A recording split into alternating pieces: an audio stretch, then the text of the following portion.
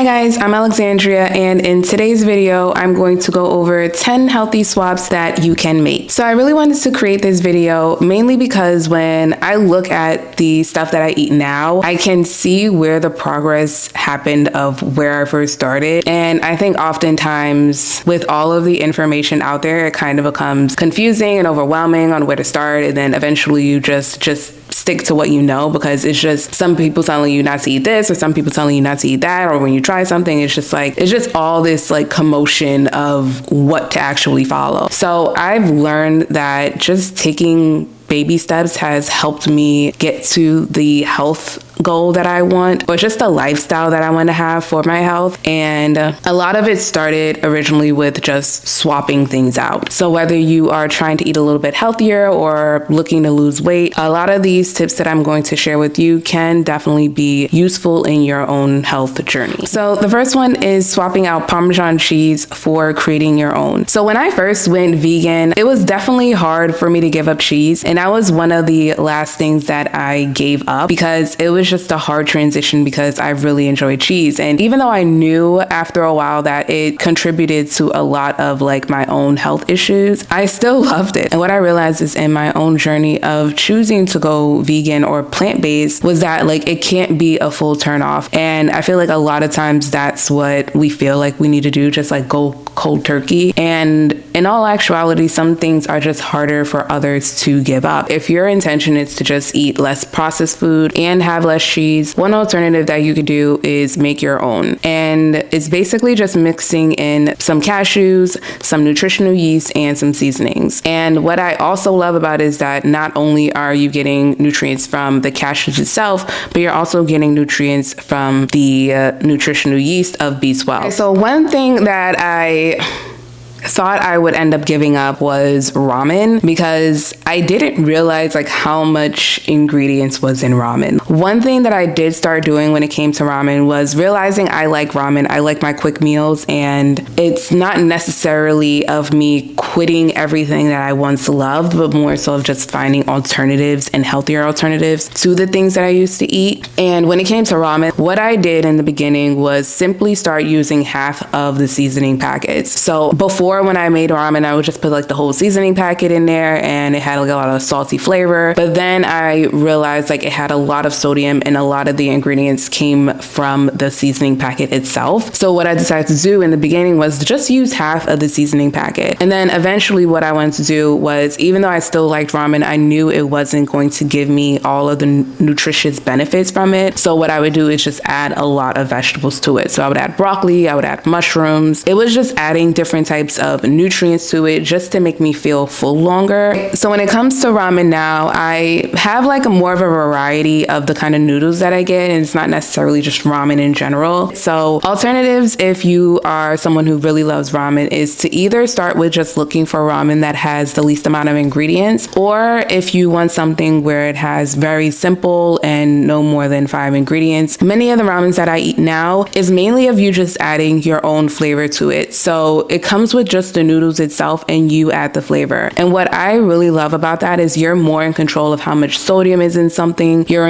more in control of what flavors is being added to your food. The only thing that's there is just the base of the noodles. There's no extra stuff. There's no extra seasonings. There's no extra weird ingredients in your food. It is just you creating the type of sauce that you want to create. And it does make sense that the ones that have less ingredients is more costly. But at the end of the day, like the way I tend to think about things is like it either costs you now or it costs you later. The things that you eat now is like they do play a significant role in how your body is going to react to it. And it's just like, would you rather pay an extra $1 for just a healthier ramen alternative, or would you rather pay the price you keep paying, and then that could lead to a doctor's visit with a $20 copay? The next swap is peanut butter. I now get Justin's peanut butter just because I really love the amount of ingredients in here. So what I love about Justin's peanut butter is that it only contains 2 ingredients, which is the peanuts and the palm oil. But I remember when I started just eating peanut butter again, and what I didn't realize was like how much sugar peanut butter had in a lot of the brands I ate growing up. And one thing that I was looking to reduce at the time was my sugar intake. So one thing that I started doing was just looking more at either the ingredients or the sugar quality in things. And when it came to peanut butter, this was the only peanut butter that I found that actually had the least amount of ingredients and the least amount of salt. And it is possibly, I think, like double the price of like Skippy's or something. But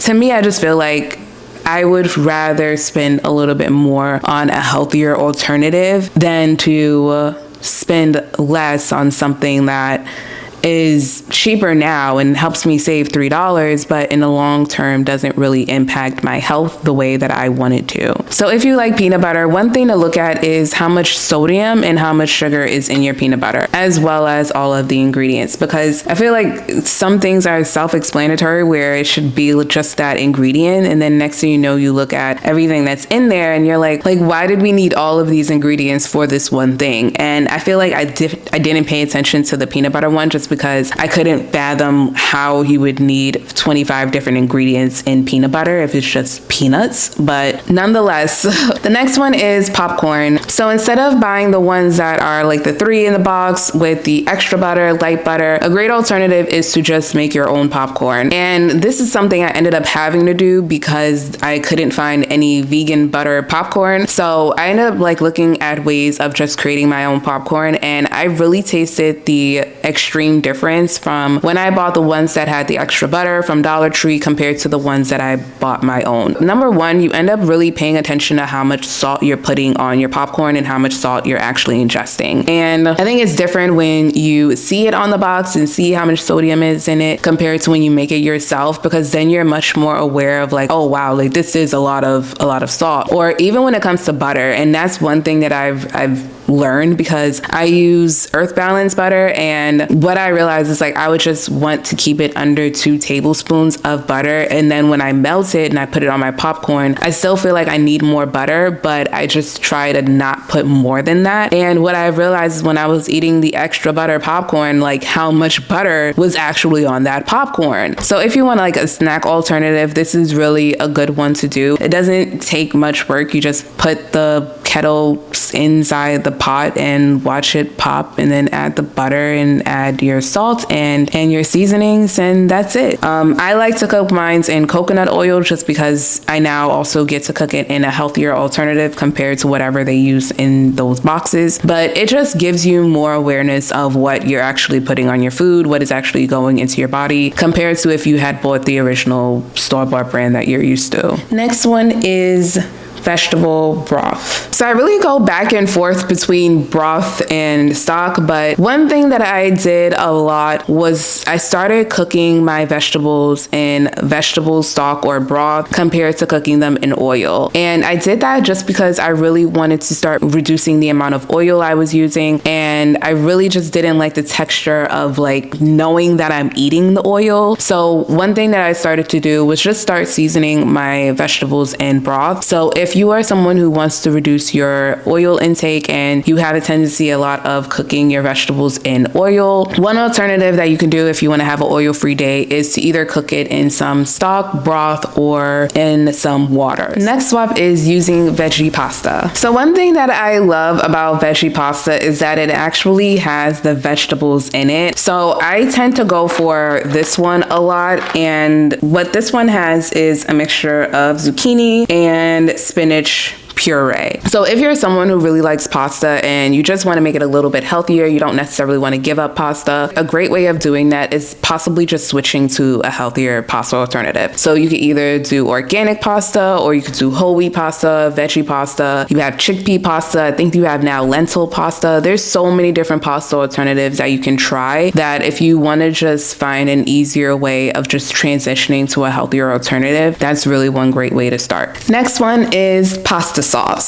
So if you're someone that uses a lot of pasta sauce, one swap that you can make is simply either looking for pastas that have no sugar added or pastas that have a lower amount of sodium. I feel like looking at either one of those two things just really helps you put in perspective the type of brands you're used to buying and really seeing if there's a healthier alternative brand to that one, to where like you're not picking up the same one just because either it offers a certain flavor you like or it's a cheap price, but really paying attention to the ingredients within the food itself. So 3 things to possibly look at whatever pace works for you is taking a look at the sodium quality, taking a look if they have a no sugar added one, and taking a look at the amount of ingredients within the pasta sauce. The next one is oatmeal. So I must say, like, I've learned to question a lot of health stuff because I honestly was fooled growing up, because I really thought my maple and brown sugar and my apple and cinnamon box of Quaker oats was really healthy for you because it was oatmeal. Like, it didn't taste the greatest, but if you added a good amount of sugar to it, it really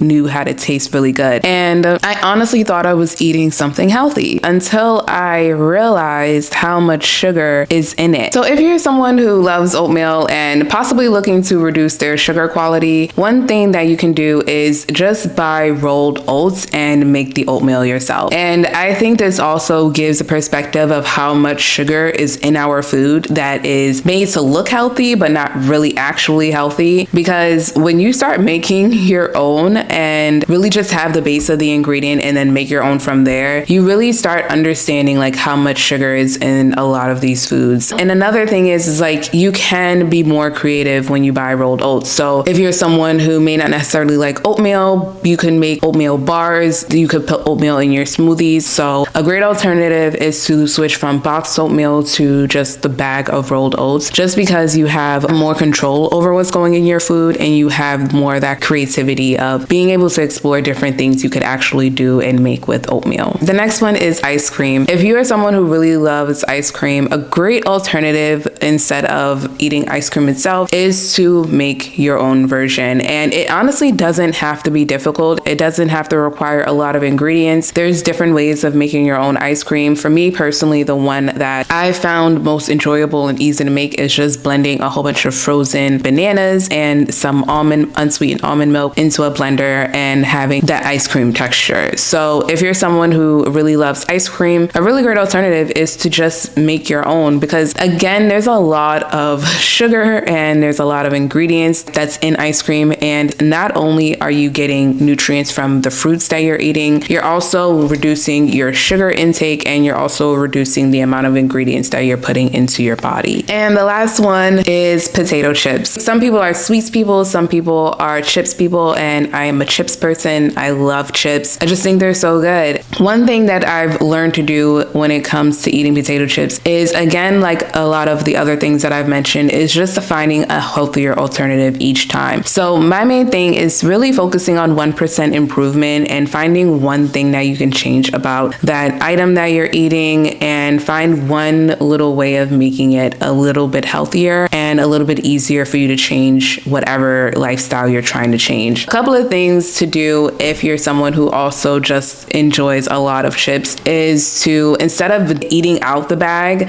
put only a certain amount on a plate or on a napkin and just eat that. And if you want more, then you could go back and get more. But the thing with that is it helps you become more self-aware of how much you're eating instead of just eating out straight out the bag. Another one is to buy a smaller bag. So I used to get the 2-ounce bag, I think it was, but then I started going down into a smaller bag, and I also switched from like regular Lay's chips to kettle cooked. And honestly, at that time, I don't even know if I knew that kettle cooked was a healthier alternative from the ones I was eating, but it looked healthier. And I think that also gets us a lot sometimes, where it looks like it's healthier, so we eat that. But what I found is that just going to a smaller bag, or even eating something that I think may be a little bit healthier and then doing my research of how to improve that habit, it just makes it easier for you to now just keep going, because now you're not going to look look at the same potato chips to get, because either you're no longer eating that one because it has a lot of sodium or has a lot of calories, but then the one you're eating now has half the calories or half the sodium. And then maybe you find another type of brand where instead of it being potato chips, it's made out of another ingredient. It's made out of like okra and you're eating okra chips, or you're eating sweet potato chips. So one thing is just finding a